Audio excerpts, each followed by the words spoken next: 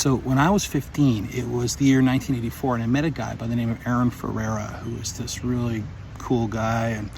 And later years I found out he's not that cool, but anyway, we've been friends ever since. And I was just so thrilled to get to know him. He was a musician. He's actually a really gifted musician, even at that age. And so like you do when you're that age, you invite your friends to come and have a sleepover. So I did.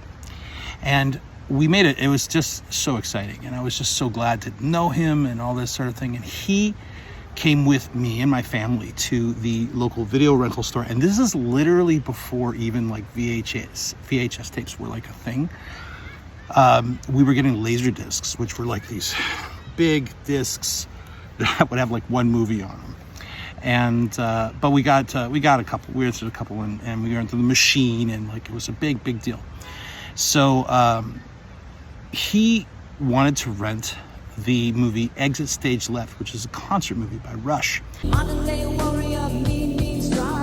And I had been really into Pink Floyd up to that point. Maybe David Bowie before that. If you go back far enough, Meatloaf. Like some of that stuff. But anyway, not Rush. But I really thought Aaron's taste was cool.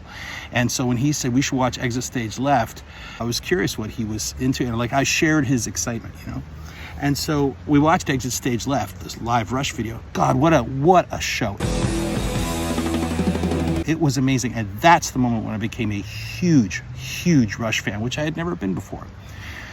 And what's even funnier about Rush is that as I was listening to their album Moving Pictures, which many Rush fans are familiar with and is like one of the, I think, greatest albums ever made, the last song, The Vital Signs, it has like a reggae portion to it.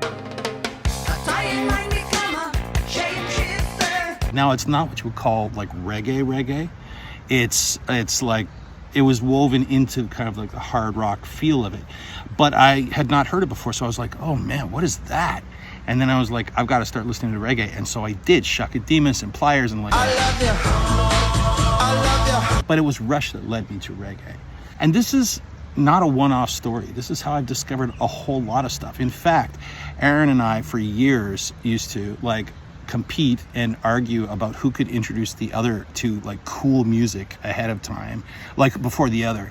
And like we argue about which one of us introduced the other one to the Peter Gabriel So, and which one of us introduced the other one to Tool, and which one of us introduced the other to Chick Corea and that kind of thing.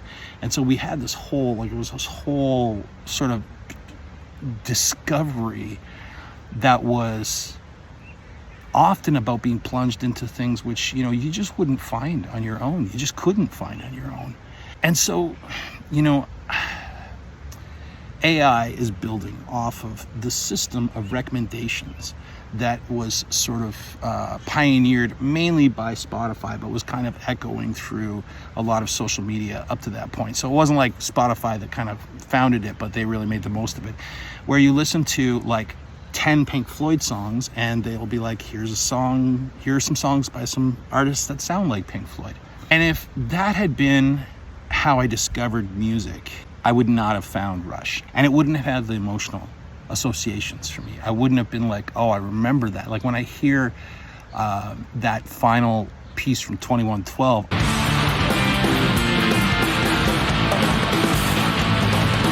I'm 15 years old again, sitting in my living room with Aaron watching this Laserdisc. And so just looking at what I'm already doing and recommending something to me based on what I already like is not a reliable way to find great music. You can find great music that way, but it's I wouldn't say it's by chance, but it's like a particularly narrow thing. There's no challenge. There's no like, here's a whole part of you that you didn't even know was there, and that part of you loves this thing you never thought you'd like, reggae, right? Like I grew up in a town called Milton, Ontario. I was not getting a lot of reggae sort of like on my regular diet. My concern about AI is that AI, as we now know it, exists to basically take all of the knowledge that it can slurp up, which is a lot, right? Recorded knowledge. And basically it's founded on the premise that you can take everything that's ever been said and everything that's ever been written and somehow extrapolate what the next step would be. It's kind of like Isaac Asimov writing about foundation, but that's fiction, that's science fiction. In real life, we have other factors which lead us to understanding, to greatness, to inspiration, to great memories, you know?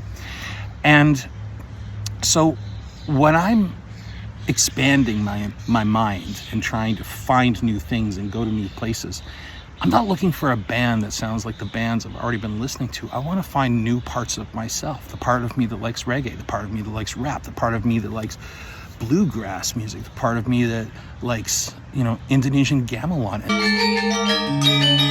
And these were all things I found over the years, not because they were similar to what I was already listening to, but because somebody with whom I had a connection and for whom I had respect said, I think you should try this.